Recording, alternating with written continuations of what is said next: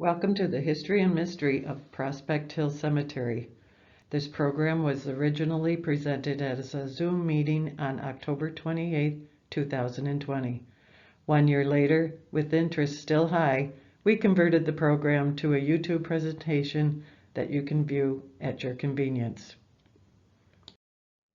On March 24, 1859, the Prospect Hill Cemetery Association purchased the land for a public cemetery on Prospect Hill. The land that is one of the highest points in Van Buren County was handsomely laid out with lawns, smooth drives, walks, and other attractive improvements. The cemetery committee included Mr. Isaac Willard as president of the Cemetery Association. Mr. Elisha Durkee was the clerk, Mr. T.A. Granger was treasurer, and Mr. Jeremiah Simmons was the surveyor of the site. Isaac Willard was one of the founding fathers of the village of Paw Paw and a man of note, not only in the immediate area, but within the county and the state. He was the moving spirit in the organization of the Prospect Hill Cemetery Association and was its first president. He was closely identified with the interests of Paw Paw throughout his life here. He owned the sawmill, the brewery, the distillery, the stores, half the houses, and his most priceless possession, his dog. Of note is Willard's involvement as a member of the Second Convention of Ascent, also known as the Frostbitten Convention, which met in Ann Arbor in December 1836 to vote on the establishment of the northern Ohio boundary. Settling this boundary allowed the delegation to take action of the admission of Michigan into the Union in 1837. Willard's mill was also used to build the plank road from Paw Paw to Lawton. Aside from his many accomplishments, Isaac Willard was a peculiar man with many eccentricities, and some considered him to be a little off balance. A physical giant with a weight of 250 pounds, he had a dominating personality with which he ruled the community. He was stern, perhaps austere, and his word was law. He was known as two-fisted and feared no man. Still, he was a coward in a way. He feared the more deadly of the species, women. When one was in sight, Willard, the wealthiest man in the county, made his exit. He was a confirmed bachelor who preferred the company, his own company, and that of his dog. During the later years of Willard's life, the Prospect Hill Cemetery was his special care and pride. Prospect Hill remains one of the highest elevations in Van Buren County, so upon its summit in 1875, Isaac Willard erected an observatory over 100 feet high. Critics called it Willard's Folly, but to admirers, the tower was a magnificent landmark visible to travelers miles away. This rendering by Dana Smith, drawn in 1899, indicates that the tower was 125 feet tall, contrary to the height of 127 feet tall, noted in other sources. The notations say that the observation tower, separate from the base at the top, was 12 feet in diameter. The base of the tower was 24 feet wide at the bottom and 9 feet wide at the top. On a clear day, it was said that you could see Lake Michigan and as many as 30 villages from the tower. But critics called it Willard's Folly because it was thought to be unsafe, as Willard was no carpenter and erected the tower himself. He equipped the tower with the best telescope available at the time, and with his dog spent his spare hours examining the heavens. With the first windstorm, the tower did not topple, but leaned like a miniature leaning tower of Pisa. It stood as a landmark for many years as the elements weakened its foundation. One day, a tornado struck Paw Paw during the early morning hours, and Willard's tower fell to the ground with a mighty crash. Many village residents felt that this was divine intervention because it was sacrilege to erect a structure used for entertainment in a cemetery, and the prophecy of a curse for violating decency in a cemetery finally came true. Isaac Willard was laid to rest in an elaborate burial site at the base of the tower site in 1879 with his faithful dog Carlo at his side. There is still a small ceramic dog at Willard's headstone. Isaac Watts Willard's monument on the north bank of the East Branch of the Paw Paw River at the M40 Bridge on South Kalamazoo Street is on the site of Willard's sawmill, which he operated until his death. Let's go back to the other members of the initial Prospect Hill Cemetery Committee. Mr. Elijah Durkee was the clerk on the committee. Elijah Durkee and his wife, Althene Kilburn Durkee, had 2 daughters and 2 sons who are all buried in Prospect Hill Cemetery in Section P. Durkee's first profession was farming. His farm was near Lawton in Antwerp Township. He came to Paw Paw in 1845 and was the 3rd lawyer to practice law here. Durkee's first case was tried in a log cabin 3 miles out of town, with a cabin home serving as the courtroom. The court and the counsel gathered around the kitchen table, and the jury lined up against the walls. The jury repeatedly excused themselves to go outside. The 3rd time, Durkee followed the men outside to the barn to find that the opposing counsel had furnished the jury with a jug of whiskey. Upon deliberation, Durkee decided that an intoxicated jury might work to his advantage. His instinct proved to be correct. He won his first case. He was appointed probate judge and served for 8 years. In the Michigan Farmer Journal in 1855, it was noted that Durkee had a hen that laid 58 eggs on 66 consecutive days. 5 of them were double yolks. Durkee died at the age of 62 in 1880. General Thomas Augustus Granger arrived in Paw Paw in 1864. He was a general commissioned by the 12th governor by the state of New York, William H. Seward.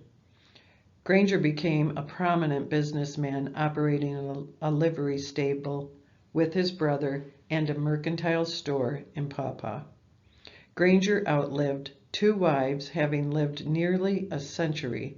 On his headstone, his birth date is January 11, 1808, and death date July 10, 1901.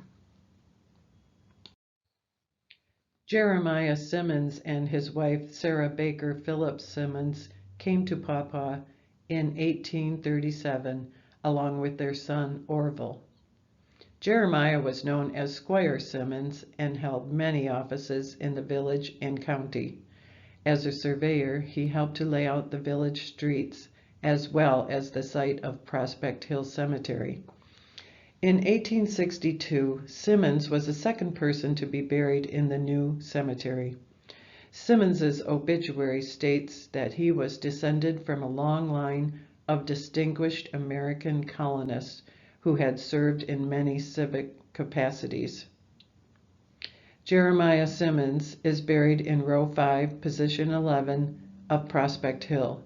Birth and death dates are July 27, 1800 to May 17, 1862.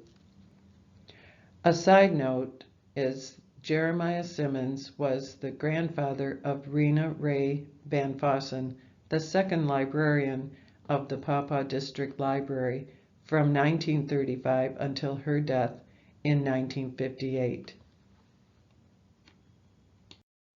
While not on the committee, another person of note buried in Prospect Hill is Peter Grumps. Known as the father of Paw Paw, Grumps came here from New York in 1833 looking for land. He arrived in the area and purchased Section 12 along with a sawmill on the corner of what is now Grumps and West Michigan Avenue in what would become the village of Paw Paw. 2 years later, in 1835, Grumps returned to New York to bring his wife Christina and 6 children to Paw Paw. He had a store built on the corner and added a post office inside the store and lived in the back with his family. Later, the family moved to the northeast corner of that intersection into a new house he had his workers build. In 1838, Grumps joined Lyman I. Daniels in surveying and platting sections 12 and 13, which became 51 village blocks on the east side of the Paw Paw River. Thus began the village of Paw Paw. In 1860, Grumps' wife, Christina, was the first person to be buried in Prospect Hill Cemetery in the family plot in Section O. An interesting note is that Peter Grumps' youngest daughter, Nancy, married Daniel Boone, who is buried in the family plot. This was not the Daniel Boone we are all familiar with, but he could have been related to the famous Daniel Boone family. Emory Briggs came to Michigan from New York in February 1839 with his brother and settled in Arlington Township. He was a very well-educated man who easily found employment as a teacher and a surveyor. He was active in local politics, as you can see from the list of positions he held in the county. In 1846, he purchased the Paw Paw Free Press and sold it 2 years later. In 1849, he started the Briggs Flouring Mill and later turned it over to his son. He moved from Arlington Township to the village of Paw Paw in 1866 and was soon employed as the cashier in the newly formed First National Bank of Paw Paw. Briggs died on February 14, 1885. There stands a very grand monument at his gravesite in Prospect Hill Cemetery. Here's an interesting story about Briggs from the history of Van Buren and Berrien counties, Michigan, from 1880. The robbery of the First National Bank in 1867 was, for many years after its occurrence, an important local sensation. It happened in March of that year while the bank was occupying temporary quarters in B.M. Buck's hardware store, pending the completion of its new building. The cashier, E.O. Briggs, discovered upon opening the safe on Monday morning that upwards of $22,000 in bonds and currency had been abstracted, and that too without leaving any exterior marks to show that the combination lock had been forced. Pinkerton's Chicago Detective Agency, being called upon to furnish a key to the mystery, sent one of its corps to Paw Paw, who managed so cleverly that although he resided in Paw Paw about 6 months as a professed insurance agent, no one, save 2 of the bank officials, knew his real business, until he startled the community one day by causing the arrest of R.M. Buck, the hardware merchant, and a young man of high popular esteem, on the charge of robbing the bank. The evidence against him was complete, and he was convicted and sentenced to 3 years' confinement in the state prison. Nearly all of the money, which had been buried by Buck on a farm in Keeler Township, was recovered. While researching this presentation, we contacted Marcus Winchester, the director of the Language and Culture Department of the Pokagon Band of the Potawatomi and a scholar on the history of the Pokagon in this area. We asked for his input on the rumor that Potawatomi Indians were living on the site of the cemetery at the time of the purchase of the land. Here is his response, quote, "We found no hard evidence that the Native Americans were driven off the land so the cemetery could be built. But we did find in the history of the township of Paw Paw that Indian burial grounds containing skulls and human bones had frequently been discovered throughout the township. Indian burial grounds are also known to have been laid out on the township's sections 21 and 22, but these sections are near 3 Mile Lake and not the cemetery. The cemetery is in section 13 of the township." End quote. Mr. Winchester offered this help on the issue by stating that when Euro-American settlers started coming to the area, the only way one could purchase reservation land from a Native American was if the President of the United States signed off on it. If the county doesn't have any paper trail indicating that the President signed off on the land purchase, then the land is considered to be squatted on and still belongs to the tribe. We haven't followed up to search for any documentation at the county, but this would be an interesting angle to explore further. One Prospect Hill family plot that was recently researched by the descendants is the Rock family plot. The descendants of the Powers family still live in the area.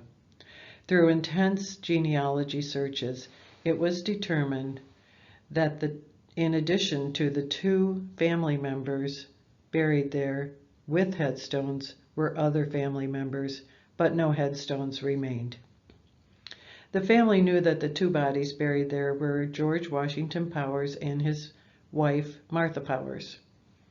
To find out if there were more family members in the plot, the family first hired a dowser to use a divining rod to locate more bodies. Using his divining rods, the dowser determined that 9 bodies were buried there, including 2 babies. Next, the family hired an excavator to use a backhoe to perform a discovery. This differs from an exhumation in that they were trying to find out if there were more bodies, not to remove or examine the bodies. When the plot was excavated, 6 bodies were found. George Washington Powers and his wife, Martha, in the exact location they were thought to be, plus Laura Nee Powers Rock, her husband George Rock, Laura's brother Frank Powers, and Vern Rock, a grandson of Martha and George. If there had been babies buried there, the bones would have decomposed quicker than adult bones because they would still have been quite soft at burial time. Of the adults, the rib cages were gone and only the skull, spine, and extremities remained. New headstones were placed where the bodies were found with birth and death dates discovered from the genealogy searches. A new wall was also recently built by the great-great-grandson of George Washington Powers. Objects discovered in the graves were casket handles and a casket company plate, both made of metal. In Martha's grave, 4 hair combs were found. Along the top of the combs, a date was stamped that would fit with the lifetime of Martha. In Laura Rock's grave, the device on the right was discovered. This strange object was in pristine condition after more than 100 years. But what is it? Here's a hint. Laura married at age 17 and had 6 children by the time she was 24. Her husband then died, and she remarried later and had 2 more children, having the last one at age 41. Although we don't know the exact material of this object, its existence after 100 years reminds us of the fact that plastic disintegrates extremely slowly. The mystery object is a uterine supporter. These devices were sometimes needed after a woman had several births. Laura was buried with the belt that secured the device in place, but the belt had decomposed. Paw Paw Township owns the cemetery now, having purchased it from the village of Paw Paw in 1994. A call to the township clarified a rumor that we had heard at the library. People have said as many as 80 people have requested to explore the cemetery after hours, but the township clerk said that they have only gotten one request in the last 6 years. No one has reported their findings back to the township clerk's office. If you are interested in paranormal investigations at Prospect Hill Cemetery, we've listed some contact information for Chet Baranski at MyPro, Drew Ellsworth McCrae of Living History Comes Alive, and Crystal Lynn tours with K. Roslyn. Please contact the Paw Paw Township office if you plan to do your own after-hours investigations. It's also a good idea to notify the village police of your plans in advance if you will be in the cemetery after dark. Thank you for viewing our presentation of the Prospect Hill Cemetery in Paw Paw, Michigan.